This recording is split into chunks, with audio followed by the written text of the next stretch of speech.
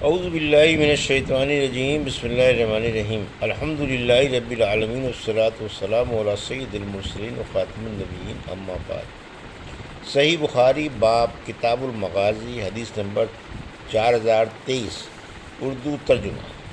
مجھ سے اسحاق بن منصور نے بیان کیا، کہا ہم سے عبدالرزاق نے بیان کیا، کہا ہم کو معمر نے خبر دی، انہیں زہری نے، انہیں محمد بن جبیر نے، ان سے ان کے والد نے بیان کیا کہ نبی کریم صلی اللہ علیہ وسلم سے میں نے سنا آپ مغرب کی نماز میں سورۃ طور کی تلاوت کر رہے تھے۔ یہ پہلا موقع تھا جب میرے دل میں ایمان نے قرار پکڑا، اور اسی سند سے زہری سے مروی ہے، ان سے محمد بن جبیر بن معتم نے، اور ان سے ان کے والد جبیرین معتم کی نبی کریم صلی اللہ علیہ وسلم نے بدر کے قیدیوں کے متعلق فرمایا تھا کہ اگر مطعم بن عدی رضی اللہ عنہ زندہ ہوتے اور ان پلید قیدیوں کے لیے سفارش کرتے تو میں انہیں ان کے کہنے سے چھوڑ دیتا۔ حدیث نمبر 4024، اردو ترجمہ۔ اور لیث نے یحییٰ بن سعید انصاری سے بیان کیا، انہوں نے کہا کہ ہم سے سعید بن مسیب نے بیان کیا کہ پہلا فساد جب برپا ہوا، یعنی حضرت عثمان رضی اللہ عنہ کی شہادت کا، تو اس نے اصحاب بدر میں سے کسی کو باقی نہیں چھوڑا۔ پھر جب دوسرا فساد برپا ہوا، یعنی ہرا کا، تو اس نے اصحاب حدیبیہ میں سے کسی کو باقی نہیں چھوڑا۔ پھر تیسرا فساد برپا ہوا تو وہ اس وقت تک نہیں گیا جب تک لوگوں میں کچھ بھی خوبی یا عقل باقی تھی۔ حدیث نمبر 4025، اردو ترجمہ۔ ہم سے حجاج بن منہال نے بیان کیا، انہوں نے کہا ہم سے عبداللہ بن عمر نمیری نے بیان کیا، کہا ہم سے یونس بن یزید نے بیان کیا، کہا کہ میں نے زہری سے سنا، کہا کہ میں نے عروہ بن زبیر، سعید بن مسیب، علقمہ بن وقاص اور عبید اللہ بن عبداللہ سے نبی کریم صلی اللہ علیہ وسلم کی زوجہ مطہرہ حضرت عائشہ رضی اللہ عنہا کی تہمت کے متعلق سنا۔ ان میں سے ہر ایک نے مجھ سے اس واقعے کا کوئی حصہ بیان کیا۔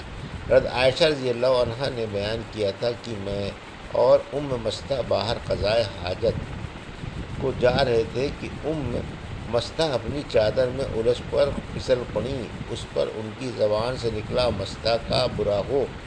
میں نے کہا آپ نے اچھی بات نہیں کہی، ایک ایسے شخص کو آپ برا کہتی ہیں جو بدر میں شریک ہو چکا ہے۔ پھر انہوں نے تہمت کا واقعہ بیان کیا۔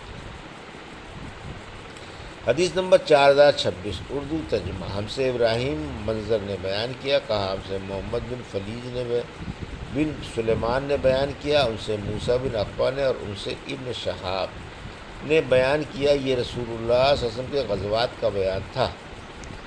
پھر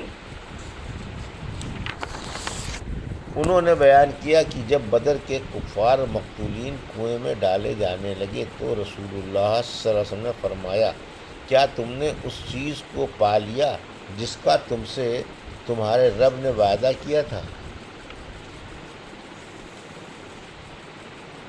موسیٰ نے بیان کیا، ان سے نافع نے اور اسے عبداللہ بن عمر رضی اللہ عنہ کی، اس پر حضور اکرم صلی اللہ علیہ وسلم کے چند صحابہ نے عرض کیا، یا رسول اللہ آپ ایسے لوگوں کو آواز دے رہے ہیں جو مر چکے ہیں۔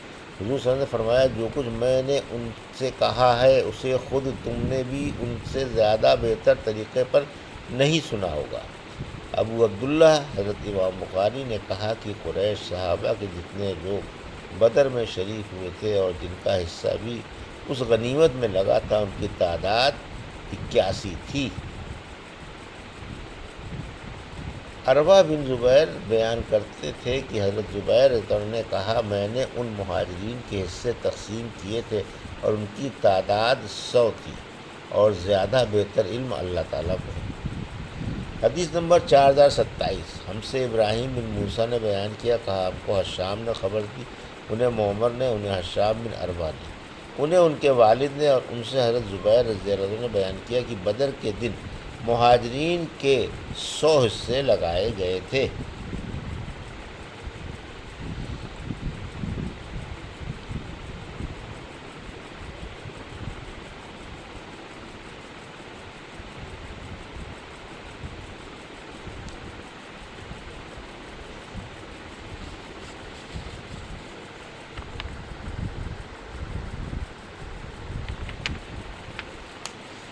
بترتیب حروف تہجی ان اصحاب کرام کے نام جنہوں نے جنگ بدر میں شرکت کی تھی اور جنہیں ابو عبداللہ امام بخاری اپنی اس جامع کتاب میں ذکر کرتے ہیں، جس کو انہوں نے مرتب کیا ہے، یعنی یہی صحیح بخاری۔ نمبر 1، النبی محمد بن عبداللہ الحاشمی۔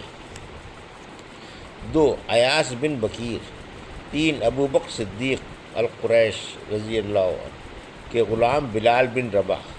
4، حمزہ بن عبد المطلب الحاشمی۔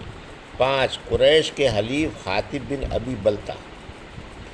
6، ابو حذیفہ بن عتبہ بن ربیع القرشی۔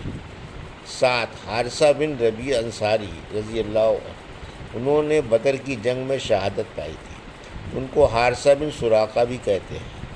یہ جنگ بدر کے میدان میں صرف تماشائی کی حیثیت سے آئے تھے، کم عمری کی وجہ سے، لیکن بدر کے میدان میں ہی ان کو ایک تیر کفار کی طرف سے آ کر لگا اور اسی سے انہوں نے شہادت پائی۔ 8، حبیب بن عدی انصاری۔ 9، نتیس بن حذافہ السمی۔ 10، رفاع بن رافع انصاری۔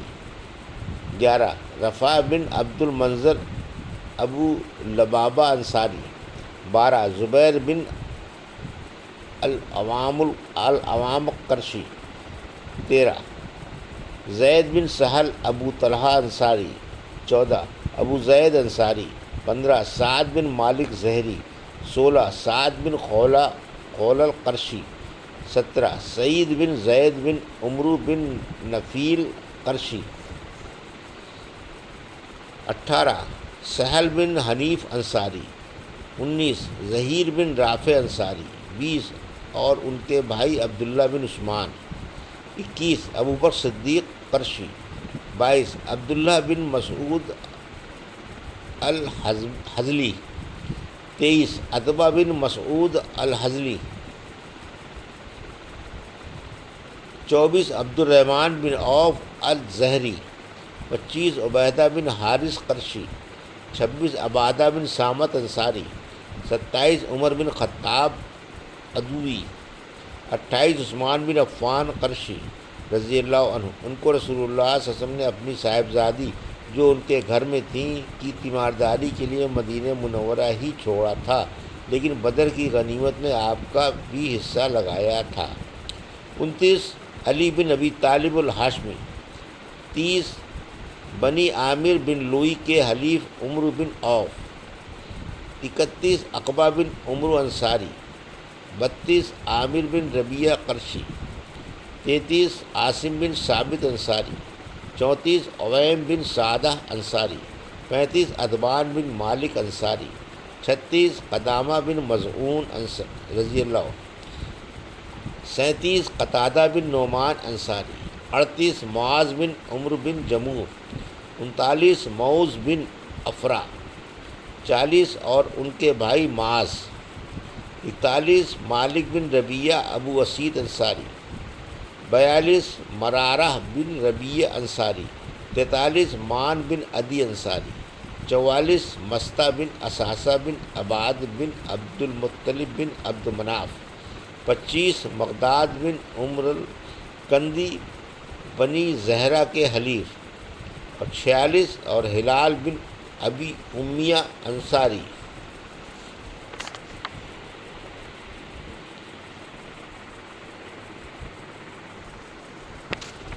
یہ تھی صحیح بخاری باب کتاب المغازی کی حدیث نمبر 4023 سے ترجمہ جو ابھی آپ نے سماعت فرمایا۔ اللہ سے دعا ہے کہ اللہ ان حدیثوں کی ہمیں صحیح سمجھ عطا فرما اور ان پر عمل کرنے کی توفیق عطا فرما، آمین یا رب العالمین۔